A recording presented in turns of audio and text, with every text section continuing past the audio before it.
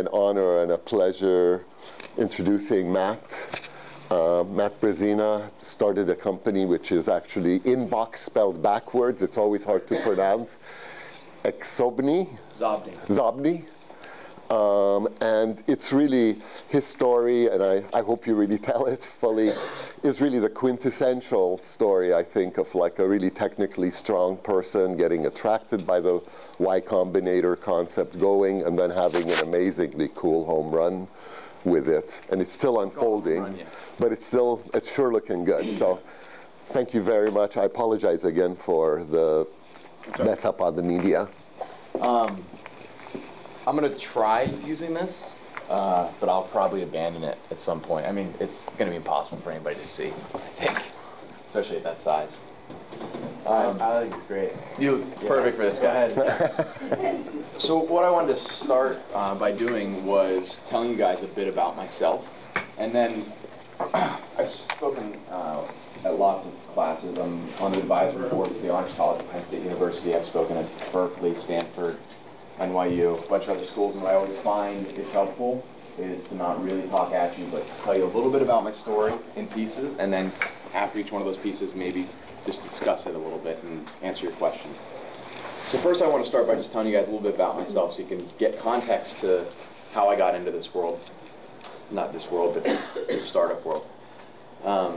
So coming out of high school, I was interested in math and science, as lots of engineers are, and started at Penn State University in electrical engineering. And I spent 4 years there. When I was coming out, it appeared that a lot of schools, what they do is they train you to go get a job. And I'd never really been interested in that. I was doing research on the side and actually getting paid for my thesis research for the Naval Research Lab, working on missile guidance systems. And my idea was that whenever I left, I wanted to go start a consulting company.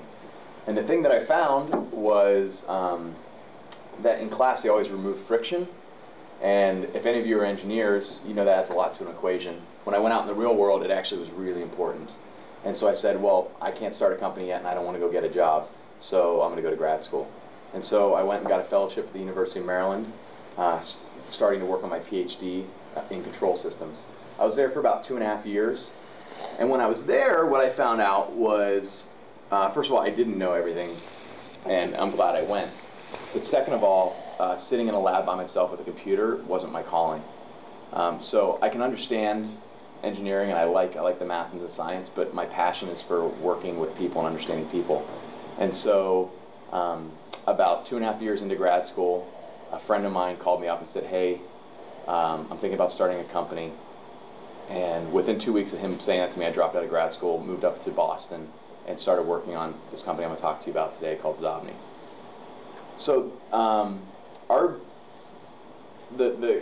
of the main impetuses for us getting started was a group called Y Combinator, which we're going to talk about today.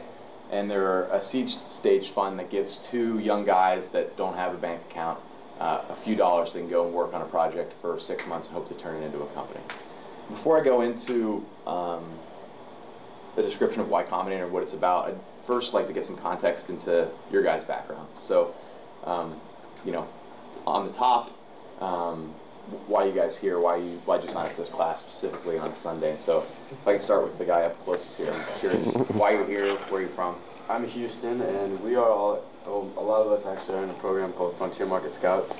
We're basically going to be going to frontier markets, so not even emerging markets, and helping entrepreneurs probably first of all discover that they're entrepreneurs, and then if they have a viable business, help them scale it and build a business plan around it.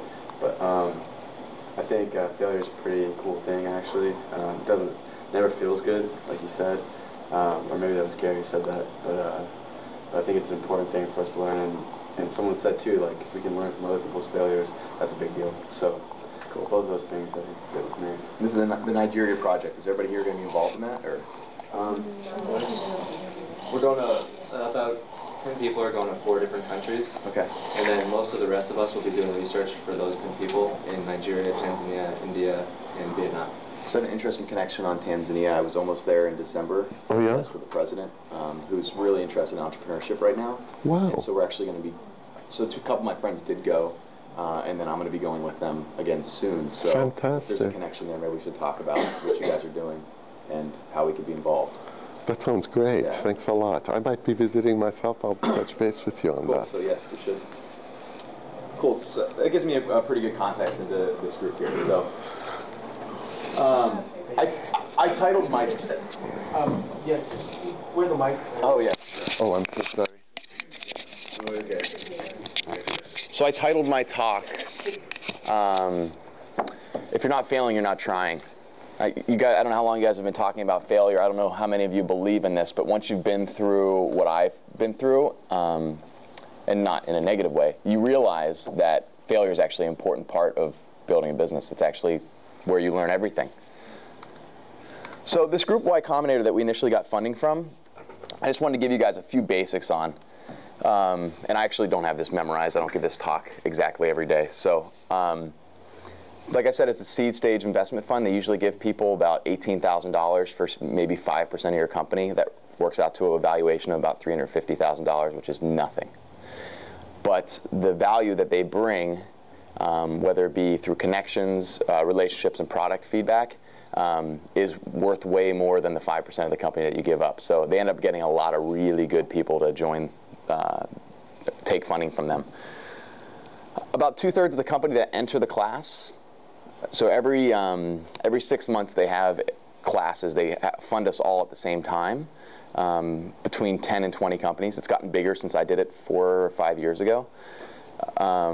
And of those companies, you get that first $18,000. You work on that company for 3 to 4 or 5 months, and at the end you present to investors. And that's kind of the make or break point, whether you're going to get some follow-on funding, or if you're going to kind of bootstrap this and try, or if you're going to give up. And I'd say about 2/3 of the companies that enter with every group end up getting follow-on funding, whether it be a couple $100,000 in angel investment, or in our case, $4.5 million from a venture capital firm. About half the companies they fund, I would say, are dead in a year, that's actually a pretty phenomenal success rate for these companies to last that long. And of the nearly 200 that they've funded, I'd say about 20 have had an exit so far, which is defined as selling to another company. None of these guys have gone public, and that's ranged between some companies that are that sold for $1 million or $2.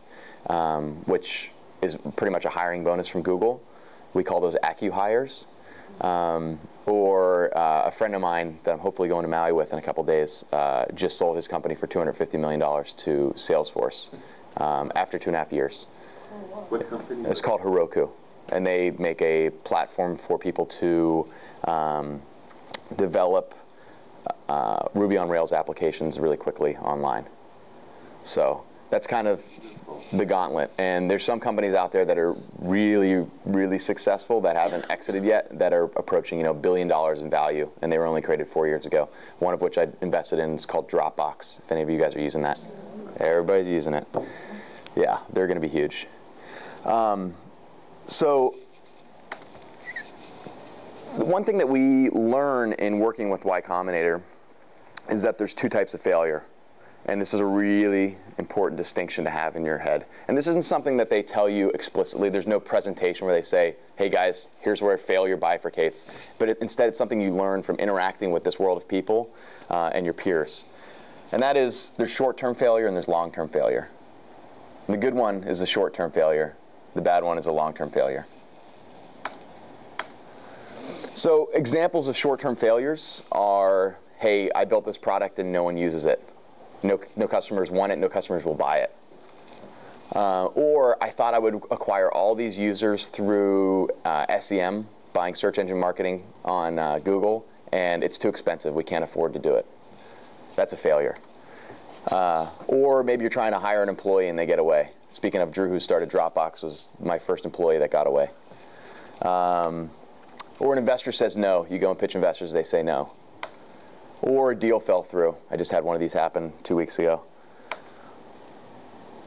Now, the most important point here, and that graphic would have been awesome if it was on the big screen, is that these are only bad if they don't happen fast. So we use this phrase, I don't know if anybody's heard it before, which is fail fast.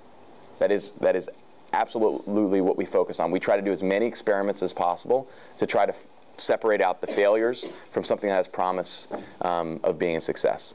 And like I said, short-term failures are good because essentially you've got this big map of things that are possible and you're able just to cross off things. What you don't want to get into is a place where these little experiments take a long time. So long-term failure is really the failure of a business. And the way that we define the failure of a business is when you run out of money. I can't think of a more simple, basic description of a business failure than running out of money. If you still have money in the bank or people are still investing in you, there's a chance you're going to pull through. So some of the ways to reduce this long-term failure is to reduce your burn, which is defined as how much money you're spending per month. And that's something that Y Combinator focuses on a lot, is keeping your burn low. Failing fast, like I said, lots of short-term failures as fast as possible. And then getting to what Y Combinator calls ramen profitable. And we define that as your business is making more money than you're burning, and it might only be an extra $1,000 a month, but it's enough to buy you ramen and keep you alive. And a lot of this, you're in such a more powerful position if you're ramen profitable than if you're burning through cash, whether it be with investors or just with your own kind of way that you think about your business. One thing that I've learned about failure, and I'm actually in the process of building my second business now. I've departed full-time work from Xobni. I'm on the board, but we've hired kind of an executive management team, an external CEO. And I've gotten to go and take my lessons from the last company and the things that I thought were true and go and apply them to this new company already. And one of the things I learned about was this roller coaster. When you're building a company, the highs are higher than anything else you've experienced, and the lows are lower than anything else you've experienced.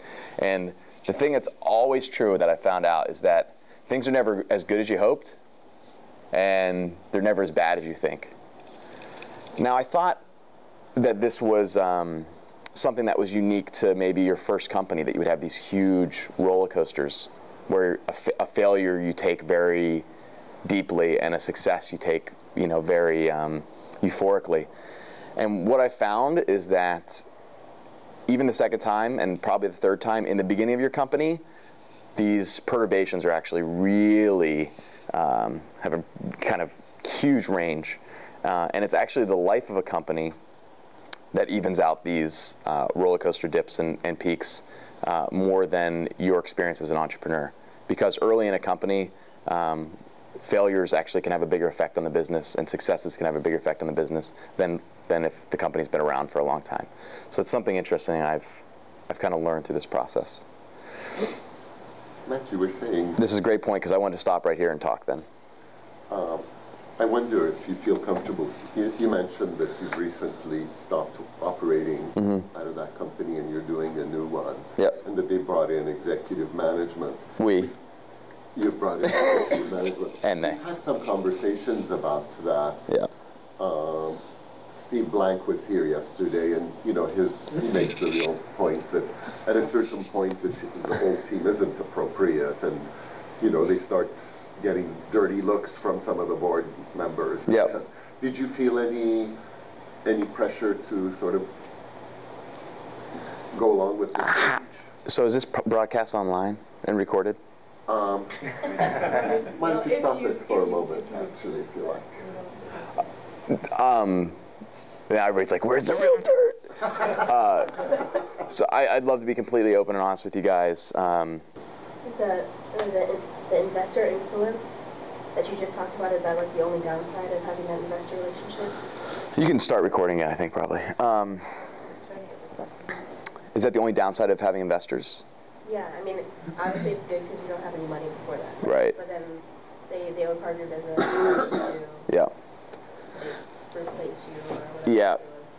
There's certain scenarios when they can have the power to replace you or have a lot of influence over your business. So I'm going to tell you guys a little bit about it today, but I started a new business in the last 4 months, and I've got people coming to me with money again, same scenario, at much better valuations than last time. And I'm trying to make this decision as well. So the biggest, I'd actually say the bigger downside than them trying to like exert control over you in a company is them sucking up your time. And your time is by far the most scarce resource in our existence on this planet, and therefore, in a very highly intense environment like the startup world, you can imagine that same scarcity of time is amplified. So that's the biggest downside of having investors, is them saying, okay, how are sales going? Can you send me information on that? Our board meetings next week, blah, blah, blah. Hey, meet with this guy, I think you should hire him.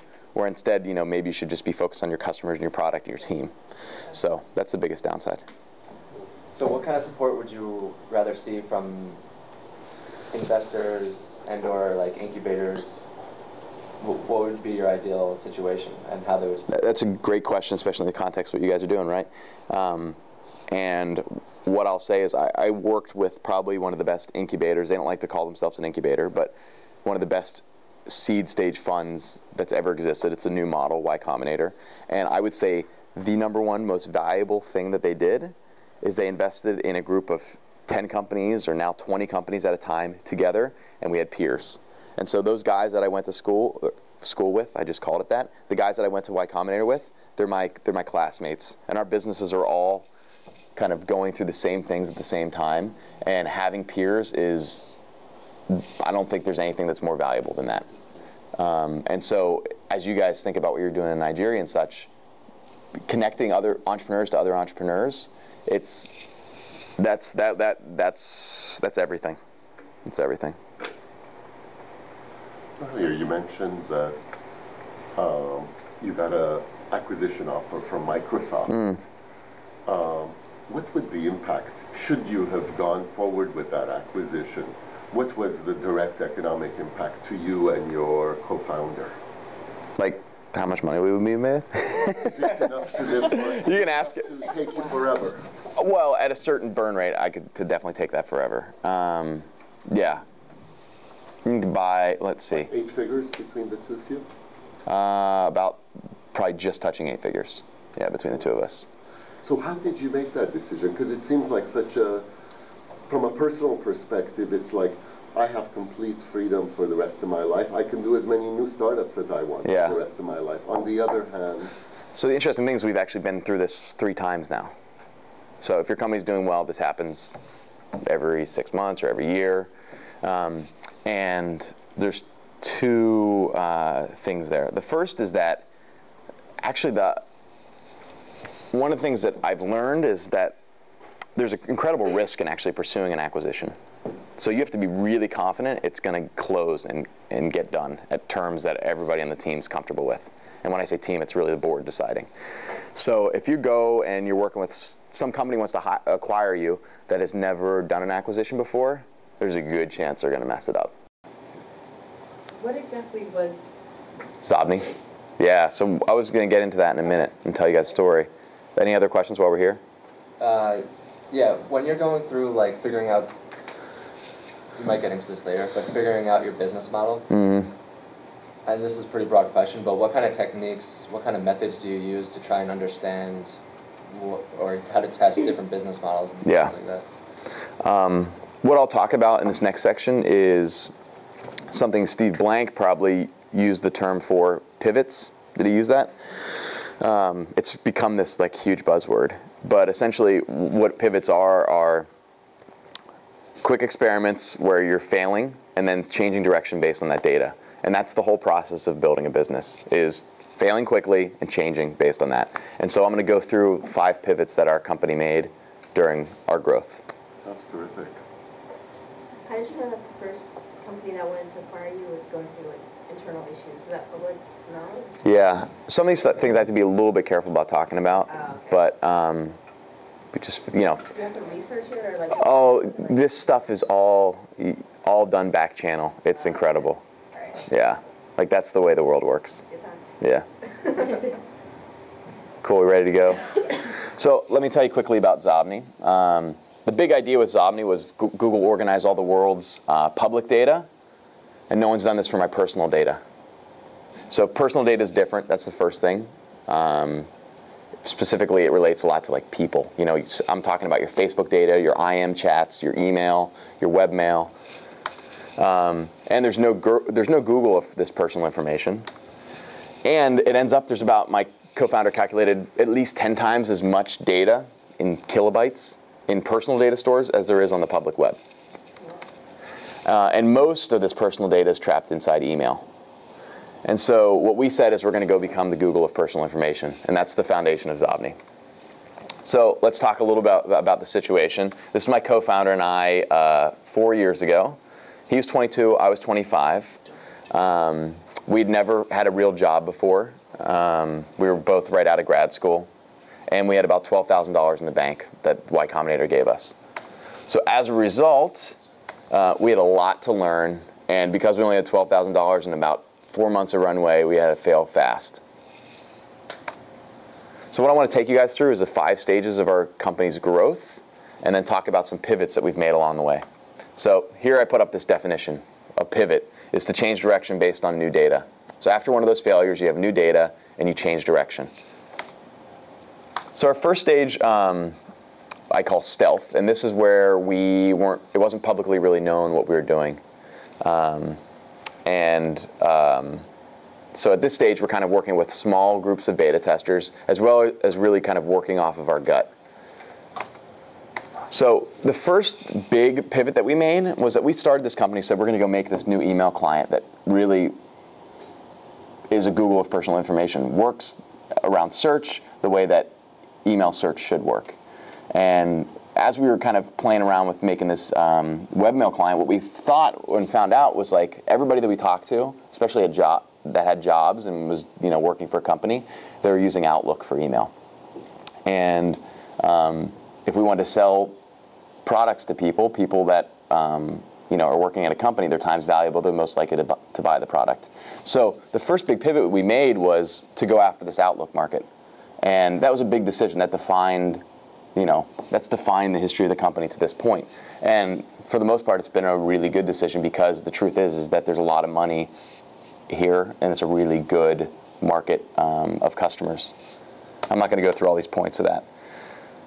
So the second thing that happened was we said, okay, we know we're going to go after Outlook, and we don't really know much about email. We've never worked in a corporate setting. We don't even know what the challenges are. And so we're going to go do analytics on email. You're laughing because you've worked there, and you know how bad it is. So what we said is we're going to go out and build Xobni Analytics. And analytics is going to tell you about your email usage, and we're going to learn through that where the problems are in email. This is our first company. We thought, okay, we're going to build Xobni Analytics in a month. It took over 4 months, and we still never shipped it to broad base of users. It was only being used by like 30 people. And what we found from those early users was that they weren't using analytics every day, but we did find this incredible nugget of information, which is emails about people. And that discovery is what changed the course of the company. What do you mean by that? Yeah, so as we were going and pitching analytics, we could tell you things like, oh, here's the person you're most often CC'd on emails with. And based on your email patterns, here's the best time of day to contact Eli. And we could find all this kind of really interesting information. And the thing that would always make people users or investors' ears perk up were these stories around what you could do with the relationships inside email. And then what we did is we went out, and if you go look at any email client, and still to this day they're just beginning to change, if you go look at any of them, it was just like it was a big list of messages with the most recent one on the top and the oldest one on the bottom. And we said, wait a second, we're Facebook generation. There should be profiles in email. There should be emails about people. It's about relationships. And whenever I get an email from Eli, I should know information about when's the last time we talked, what's his contact information, who do we know in common. And so this is essentially what we created, that's what Xobni is, and that's why people love it. This discovery when we said emails about people, that we defined all future product directions for the company. So that was the second pivot was moving off of analytics and understanding that no existing email clients understood what people were, and that we decided to make email about people. So this is actually an old screenshot of our product, which was up on the big screen, but essentially Microsoft Outlook is this window here, and it's got kind of your preview pane with the message down here and the list of emails up here. And then when you would click on a message from somebody, we'd pull up this profile of information about them. So we'd pull their picture from all sources of public data. We did partnerships with Facebook, LinkedIn, et cetera, to get that picture. We had a little graph here that would show you what time of day you and that person had the most email correspondence. So you would know, hey, this guy always sends me emails at like 11 a.m., but never anything before that. So if I want to call him, I probably should call him like 11 a.m. later or later. We showed contact information, people you had in common. So people that were most often CC'd on messages with you. And that'd be really valuable. You know, for example, if you were talking to your lawyer and then you're like, I need to schedule a meeting with his assistant, and you always forgot his or her name, that name would always be here because they were CC'd on messages a lot. Or you'd be like, oh, this guy, he's reaching out to me, I forget how I know him. And you'd look over there and you'd be like, there's my buddy Drew, and Drew introduced us. So that was what kind of inspired Bill Gates to call Xobni the next generation of social networking. And then we'd had all the messages you've ever sent or received with this person, all the attachments you've ever sent or received with this person. And the core product really focuses around these same features still today. So the profile is only info on Facebook? Or? No, it pulls from both private data sources as well as public. So it pulls from your... Have to get like waiver sign? People have to get permission to people already make this data public. So you have to log into your Facebook account, and then if you're a friend with me on Facebook, I can see more data about you. But if you're not a friend of mine, a lot of it's still public, like what school you went to, your name, your picture. Like pictures and stuff are all public. You can go search Google and you can see them. But to use this data in a commercial setting, we had to do a partnership with Facebook. I'm going to skip ahead. Okay, third pivot. After we discovered this, we said, okay, we found it. This is resonating with some beta users. We want to take this thing big, and we're going to need to go make this commercial software. And it was 2 of us still at the time. And so we tried to go out and hire people. So I told you we tried to go hire Drew from Dropbox. He turned us down because we didn't give him enough equity. And then we wanted to go hire this guy from Google in Germany. And he's like, but how are you going to pay me? We had like $100,000 in the bank at this point. And so we said, if we're going to go and build this big company around this, we're going to need to go raise VC money to hire. And so that's what we did. And that was the decision point for when we went out and raised this money. And again, when you do that's such a huge change in your business to bring in venture capitalists, to have $4 million in the bank, the amount of responsibility that is. So that was a big decision. How helpful was the YC relationships to getting the meetings and with the VCs? With some, they like made the introductions. With the VC that we closed the deal with, it was another YC alum. That's what I'm talking about, that network. It was another YC. Actually, it was funny because 2 people introduced us to this VC. The VC's name is Vinod Khosla. He started Sun Microsystems. He was at Kleiner Perkins for years. He was actually there until he invested in us. He's the superstar. Yeah, he's worth like $2.5 billion. I haven't been on his private jet yet. And we got one introduction from this other angel investor that's well known, but he does a lot of kind of introductions. And then we got in that introduction we never got a message back from. And then we got an introduction from another YC founder, and that one was like immediately, let's get dinner. So that was kind of interesting. But the network's super important of your alumni. I'm not going to go through these bullets either. Okay, next stage of our actual product in our business was then private beta. This is where we started to scale up the number of users that were using our products. We had about 60,000 users at this point, and it lasted 9 months. Let's see, and this is at this point we had lots of features in the product, and what we did during this period is kind of found out what people were using. And the next pivot I'll say is that we made a big decision, which was to throw away about half of our features.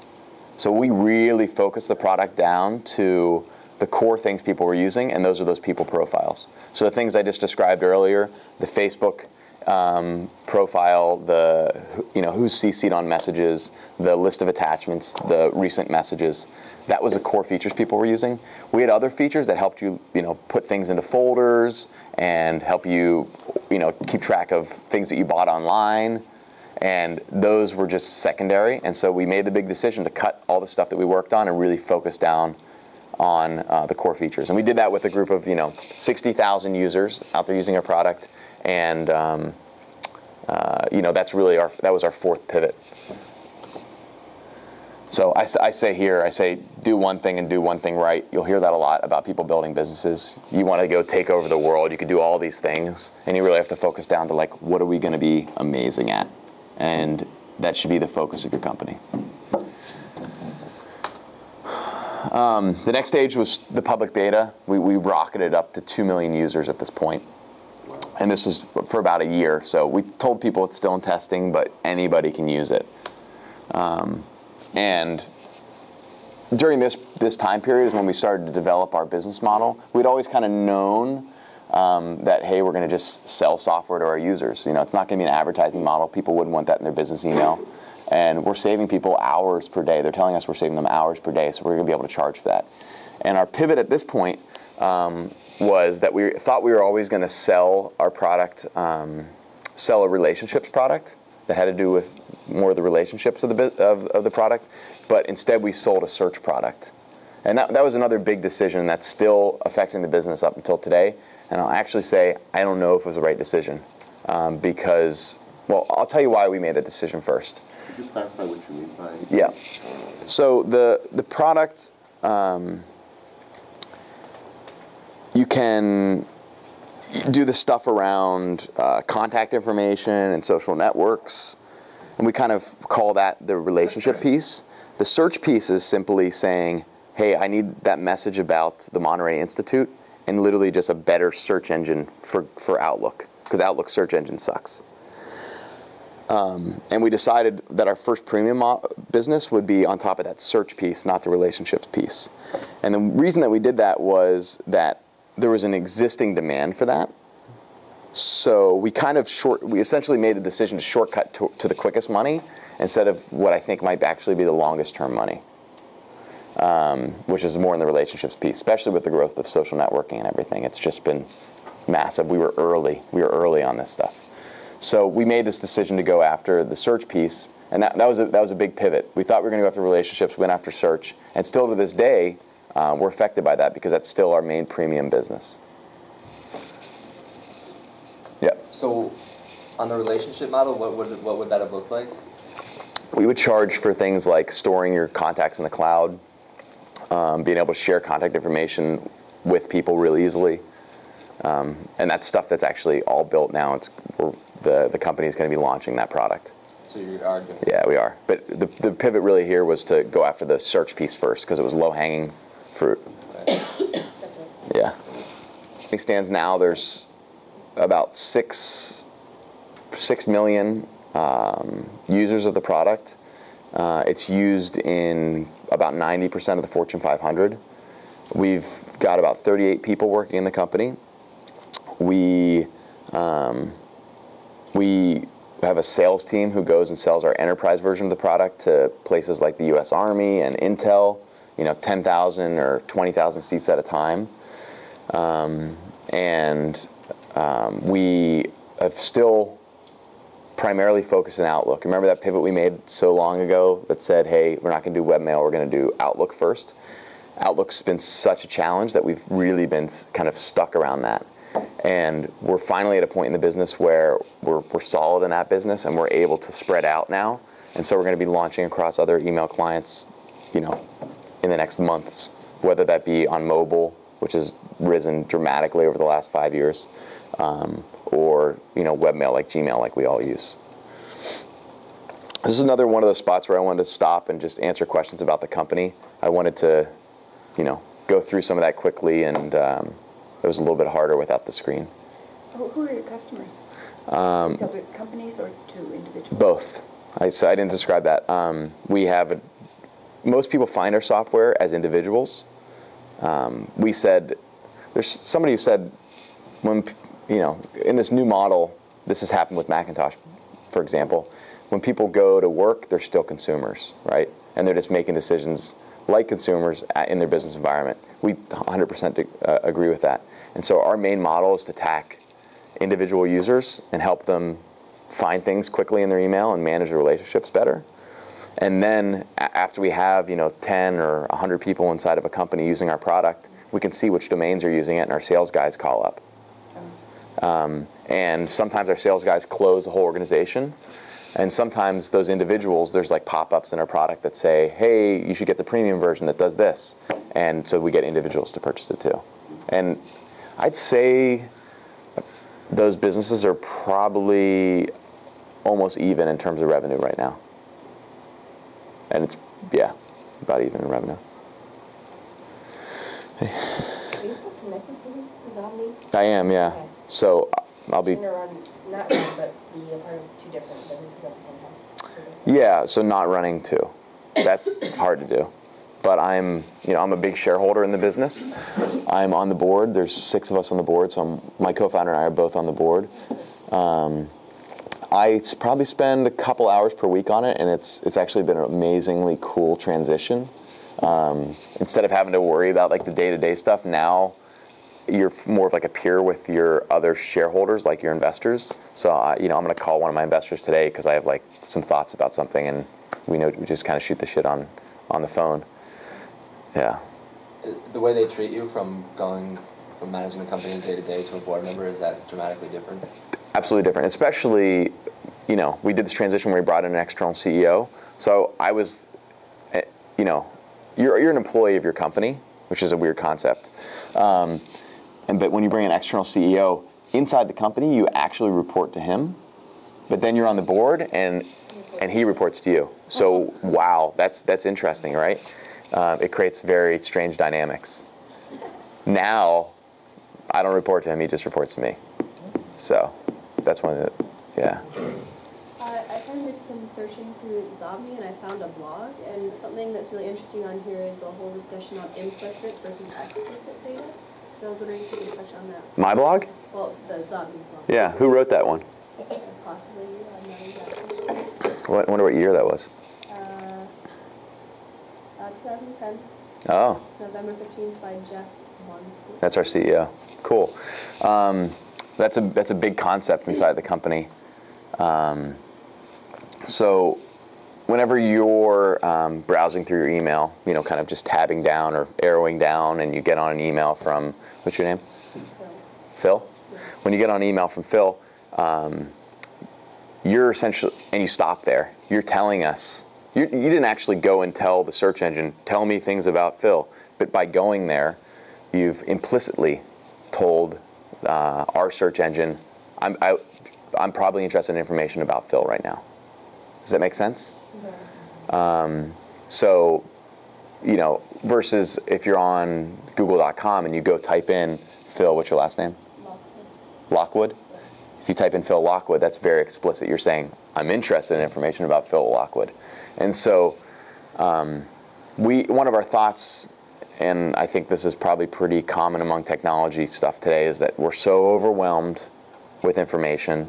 People call it the Firehose.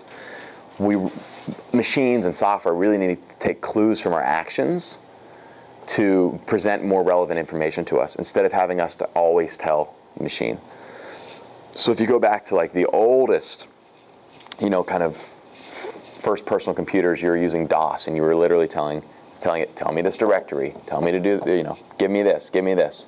And now, the hope and the vision for these devices, even like on your phone, is for you to tell the computer something without actually having to manually tell it. So, anybody here use iPhones? Probably. Whenever you take this thing off and move it away from your head, it's got sensors to realize it's not next to my face anymore. It's here, and then it turns the screen on. Right? I shouldn't have to go and tell it to. If it was a Windows phone, I'd probably have to tell it to. But they said, no, that we can detect that that's somebody implicitly telling us that they don't need, they need the screen on now. So we just think about that as we build software. Yeah. Any other questions or thoughts? Can you describe how you go from, I'm not really clear about the beta testing, so how it goes from like 60,000, or you said 60,000 to 1 million? How do you get the users, or how do you decide, or? That's like one of the that's like one of the biggest. And are they tests? you don't say this is a test. You say, like, do you want to buy this product? It totally depends. Yeah, this is like the hardest stuff because, and this is the reason I say it's hard stuff is because literally this is what you debate with your co-founder about, and you argue with investors about. Because so my co-founder is more on the engineering side, and he'd be like, we need to get this out, like it's ready, and I'd be like, I did a lot of like marketing and product research, and I'd be like, no, the users are saying this, the users are saying that, and I would say it wasn't ready. There's no clear defined rule for whenever you say, okay, this is something we're only going to have 50 people using, and now we're ready to have 50,000 people using it. There's absolutely, I mean, there's no black and white. It's your gut. You try to collect as much data as possible, and then you just need to be a strong leader. And whenever you make the decision to do something, hold to that and communicate it clearly to the team, and don't surprise people, and execute on the decision you made, and don't look back. Did you sell to the private beta? No. So you just kind of like floated it out there, or how did you? How'd we get it out? Yeah. Did you just put it on the internet and have like pop-ups, or like what? Yeah. 60,000 human seeds out Yeah. So the most underappreciated challenge of building any business is acquiring users. Everybody thinks, especially engineers, they think, I'll like Field of Dreams, I'll build it and they'll come. And you'll hear this on the iPhone all the time. They're like, oh yeah, I built this app for the iPhone. And they're just like, they build it and they think game over. And that's when the game starts. Getting users is the hardest part. That's something I particularly focus on a lot. And when I think about what businesses I want to build, I actually think about what user acquisition channels are there out there that exist that I can piggyback on to get users. So, with Xobni, it was tough. One of the coolest things that we had is we had access, essentially, once you installed us, to every person in your inbox. So we could very easily rank the people in your inbox by who you talk to most. And then we could look at your header files on the emails they sent you and see which ones use Microsoft Outlook. And then we'd prompt you to invite those friends. So we had incredible success on our viral invite system. I think like 50% of the invites that were sent turned into an installed user at one point. Okay. Yeah. Because they were actually being sent by those people's computer too. Right? It wasn't like our servers doing it. And it wasn't landing on a Gmail account because we could detect that the other person was using Outlook. We had incredible success rate on that. So that was really big for us. We did a lot of PR. I have this presentation you can find online called No One Cares About Your Stupid Little Startup. And it's about PR. And again, people think, hey, I'm going to go build this iPhone app and the world's going to care about it. And it's like, you're a stupid little startup, no one cares. So with PR, we always try to tie ourselves to bigger trends. And that's the key to PR when you're a small company. And so with us, we talked about like the emergence of social networking inside enterprises. And we just like make sure to be on all those stories, have our PR firm kind of reaching out around that and constantly be part of that discussion. And so PR was actually a big source of users for us. Was having a free version a big source of users too? I mean, so it lubricates the process of people getting your software, but just by it being free, there's so much free stuff out there. Yeah, how do you determine what's in the free and what's in the premium? That must have been interesting. That's just as hard as deciding when to go from beta to public. Yeah. There's again with that no right answers. I did a lot of surveying on that, and so I would try to find out what features people were using the most. I would send out the same survey to 3 sets of 1,000 users with different price points, $5.99 per month or $9.99 per month, and see what percent of people said I would definitely buy this if I purchased this. A really good guy there's 2 good guys to read from about this process of seeing what you should put in your premium product, essentially, and what your users like and want to use. One, Steve Blank, who was here. That customer development process is, something that we all use. And it's not, I don't like read his book and say, have I done this stage yet? It's more like just that ethos. And another guy who actually worked for us as our VP of marketing is a guy named Sean Ellis. And he does a lot of great blogging around survey practices. And again, these are just his. It's not math or science. There's no right answer, but it's his philosophy for how to tease out this information. What did you start charging for that? Like 2.5 years after we started the company. So it's after the public I'd like beta, us to right? continue, please, with the Yeah, next yeah. piece. Cool. So I actually don't have a ton left. I want to just briefly talk about the next business. And this business is, I'm actually not talking about super publicly yet, so, keep what we discuss confidential. But we are, our main thought is that this new iPhone is the new point-and-shoot camera. And you guys have probably seen, if you're iPhone users or just kind of purveyors of the web, there's been this huge surge in photo sharing applications. There's a lot of interesting sensors on this, and the screen that you can type on is one of them. The accelerometer is another one, but I think this camera is one of the most interesting, and it's because never before has a camera been connected to the internet, known who all my friends are, and had the ability to sell me stuff. That's crazy. And if you think about all the consumer electronics that you own, you maybe own a TV, and that's going away. You definitely own a computer. You own a phone and a camera. Like what other consumer electronics are there? So it's probably in like the top 4 or 5 consumer electronic devices that you own. I actually talked to a hedge fund about shorting camera manufacturers that were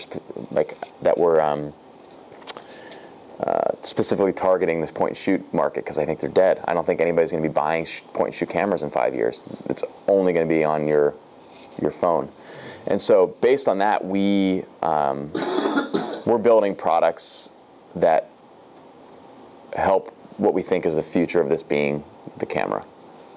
And so, that can be social sharing applications. That can be how you get these photos printed and delivered to your house. There's interesting business models there. And, really what is sharing a photo, but giving, specifically as you send it to somebody else, it's a gift, especially if it's like a printed photo. And so then we think that is our entrance into the gifting e-commerce space, and 15% of online e-commerce is gifting. And so that's what our new space is. We want you to use this and to know who your friends are, and I want to have a list of your top 15 friends, their addresses, and I want your credit card, and then you can buy stuff through us. So to kind of conclude, I wanted to come back to what I started with, which is if you guys are not failing, that means you're not trying. So don't worry about failing, and make sure to fail fast. Do lots of little experiments along the way, and that should hopefully lead you to your success. So that's all I have in terms of the kind of setup presentation. I'm happy to answer any more questions. Talked about the Nigeria project or whatever.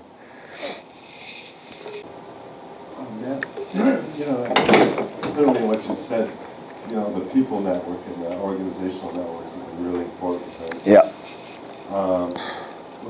When people go to new markets, frontier markets like Tanzania or something, what's your thoughts on, understanding those networks in place there that are very foreign to a Westerner like me? Yeah. Or building those networks. Do you have any?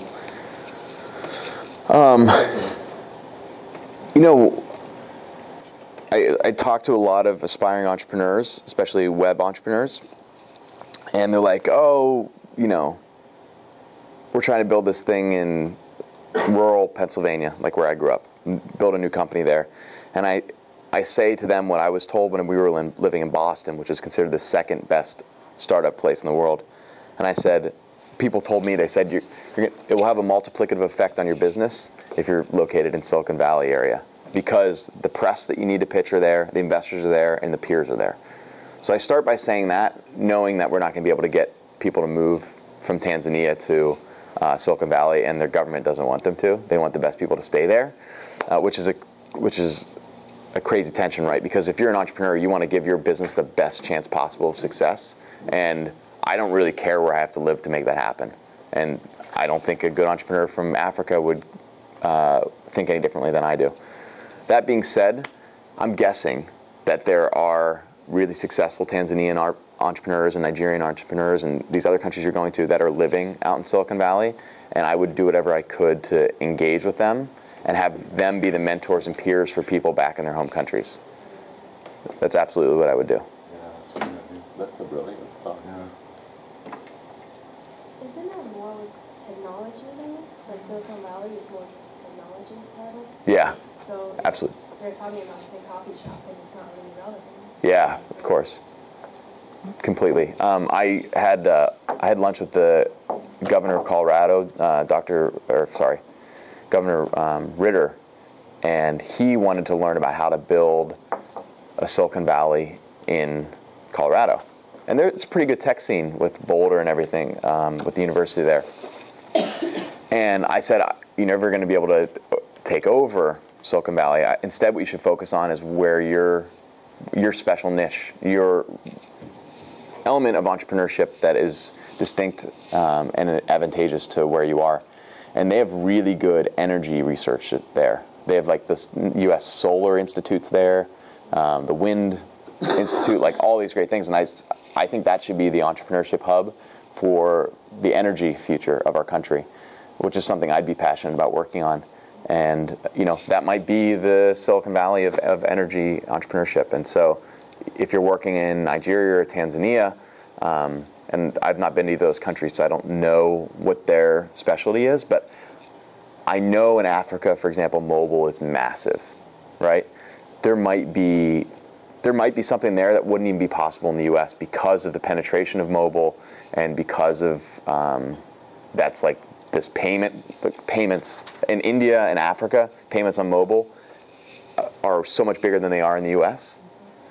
That seems like they could create a whole industry around that, and they could export that to us eventually.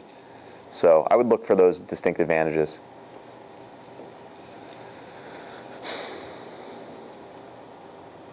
Cool. Anything else? Other people didn't talk? Have any questions? You mentioned briefly how having a peer-to-peer network Yeah. is really beneficial to you as an entrepreneur, sort of regardless of sector, policy, technology.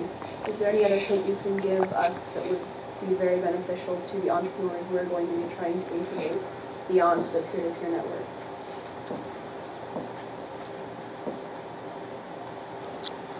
How are you finding these people, and who are they? Well, speaking specifically for the Nigerian team, we're actually working through an innovation hub. It's called the We Innovation Hub. And they're going to be assigning us different organizations to work with based on who has applied to have their business grown in this particular incubator.